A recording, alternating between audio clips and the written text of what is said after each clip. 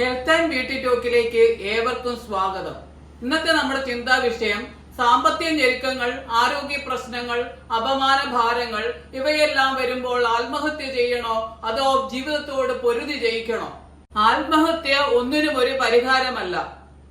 ചിറകൊഴിഞ്ഞ ഏതെങ്കിലും പക്ഷി ഇനി പറക്കാനാവില്ല എന്നോർത്ത് തലതല്ലി ചത്തിട്ടുണ്ടോ? ആട്ടി ഓടിച്ചതിന്റെ പേരിൽ അപമാന ഭാരത്താൽ ഏതെങ്കിലും കാക്കയോ പട്ടിയോ ആത്മഹത്യ ചെയ്തിട്ടുണ്ടോ? പരിക്കേറ്റതിന്റെ പേരിൽ പരാജയബോധത്താൽ ഏതെങ്കിലും മൃഗം ഇര തേടാതിരുന്നിട്ടുണ്ടോ? പിന്നെന്തേ മനുഷ്യരായ നാം മാത്രം പ്രശ്നങ്ങൾ വരുമ്പോൾ ജീവിതത്തിൽ നിന്ന് ഒളിച്ചോടിപ്പോയി ആത്മഹത്യ ചെയ്യണം?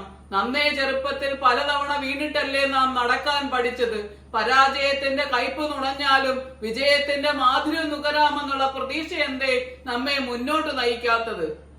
സ്വർണം ഉലയിൽ ചൂടേറ്റ് പലതവണ അടിച്ചൊതുക്കലുകളുടെയും പരിവർത്തനങ്ങൾക്കും വിധേയപ്പെട്ടതിനു ശേഷം മാത്രമാണ് നമ്മൾ അണിയുന്ന തിളങ്ങുന്ന സ്വർണ്ണാഭരണങ്ങളായി മാറുന്നത്. അതുപോലെ പ്രശസ്തരായ പല വ്യക്തികളും ദുഃഖങ്ങൾ ഏറ്റുവാങ്ങിയതിനു ശേഷമാണ് ഇന്ന് ലോകം അറിയപ്പെടുന്നത്. ലോകാരാധ്യനായ യേശുക്രിസ്തു ദുഃഖവെള്ളിയാഴ്ച രാത്രി ക്രൂശിക്കപ്പെട്ടതിനു ശേഷം മാത്രമാണ് മൂന്നാം ദിവസം ഉയർത്തെഴുന്നേറ്റതും ലോകാരാധ്യനായി തീർന്നതും. ഇന്ത്യയുടെ രാഷ്ട്രപിതാവായ ഗാന്ധി ബ്രിട്ടീഷുകാരുടെ അടിമത്തത്തിൽ നിന്നും ഇന്ത്യയെ രക്ഷിക്കുന്നതിന് വേണ്ടി ക്വിറ്റ് ഇന്ത്യ സമരത്തിലൂടെയും ശിപായി ലഹളയിലൂടെയും ജയിൽവാസത്തിലൂടെയും ദുഃഖങ്ങൾ ഏറ്റുവാങ്ങിയതിനു ശേഷമാണ് രാഷ്ട്രപിതാവായി ലോകം അറിയപ്പെട്ടത്.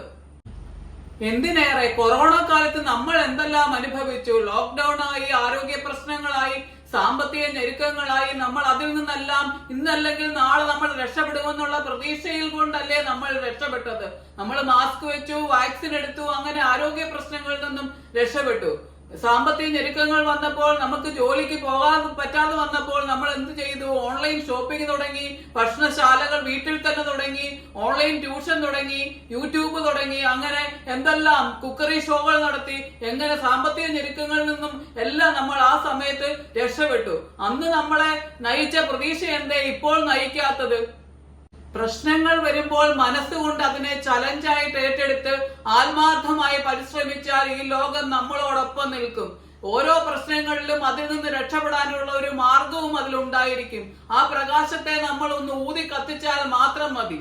ഒരു ദുഃഖ വെള്ളിയാഴ്ചയുണ്ടെങ്കിൽ ഒരു ഉയർപ്പുണ്ടെന്നും ഒരു താഴ്ചയുണ്ടെങ്കിൽ മറ്റൊരു ഉയർച്ചയും ഉണ്ടാകുമെന്നുള്ള ബോധ്യം നമ്മൾ ഉരുത്തിരികയും സന്തോഷം താനേ വന്നു നിറയുകയും ചെയ്യും.